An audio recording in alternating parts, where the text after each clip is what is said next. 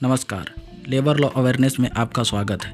आज के इस वीडियो में हम बात करेंगे industrial employment standing orders act 1946 की, जिसे कि हिंदी में हम औद्योगिक नियोजन अस्थायी आदेश अधिनियम 1946 कहते हैं। अब इस एक्ट के बारे में हमें जानना क्यों ज़रूरी है, तो देखिए, आप जिस भी इंडस्ट्रियल एस्टेब्लिशमेंट यानी कि औद्योगिक संस्थान में कार्य करते हैं, वहाँ जो भी आपकी सेवा की शर्तें हैं वह इसी एक्ट के अनुसार संचालित होती है।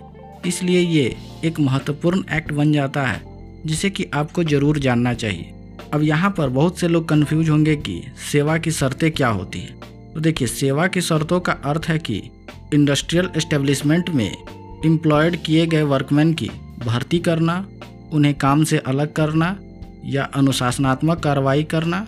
जैसे अगर वो कोई मिसकंडक्ट अर्थात कदाचार करते हैं तो कौन से कदाचार के लिए किस प्रकार का दंड होगा, उनकी उपस्थिति और कार्य में देरी से आना, परिसर में प्रवेश किस प्रकार से होगा, इन सभी बातों का निर्धारण करना, उनकी छुट्टियों का या उससे संबंधित किसी प्रकार के शर्तों को सही और सुचारू ढंग से चलाना, यही सब सेवा की शर्तें होती है। तो यहाँ पर सेवा की शर्तें तो क्लियर हो गई।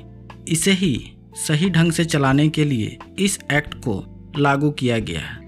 इस एक्ट के लागू किए जाने के पहले हमारे देश के इंडस्ट्रियल एस्टेब्लिशमेंट में मैनेजमेंट और वर्कमैन अर्थात प्रबंधक और कर्मकार के बीच में हमेशा संघर्ष की स्थिति उत्पन्न हुआ करती थी। उन्हें पता ही नहीं होता था कि किस प्रकार की सेवा की शर्तें होंगी।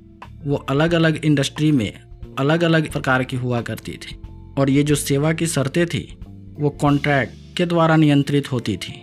ये कॉन्ट्रैक्ट जो होते थे वो प्रत्यक्ष भी होते थे और अप्रत्यक्ष भी होते थे और भिन्न भिन्न औद्योगिक संस्थान में अलग अलग प्रकार के होती थी, जिससे कि काफ़ी कठिनाई होती थी और हमेशा संघर्ष की स्थिति उत्पन्न हुआ करती थी।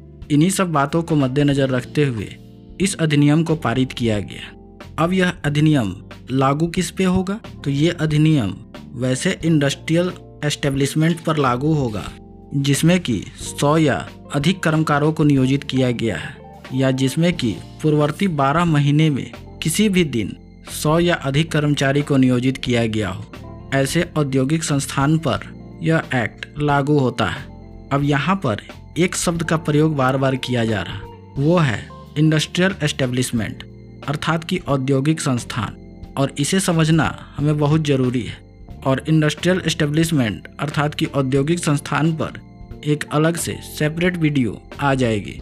तो आज आपको क्लियर हो गया होगा कि industrial employment standing orders act 1946 क्या है और इसके बारे में हमें जानना क्यों ज़रूरी है और ये कैसे औद्योगिक संस्थान पर लागू होते हैं। अगले पार्ट में हम जानेंगे कि औद्योगिक संस्थान किसे कहते हैं।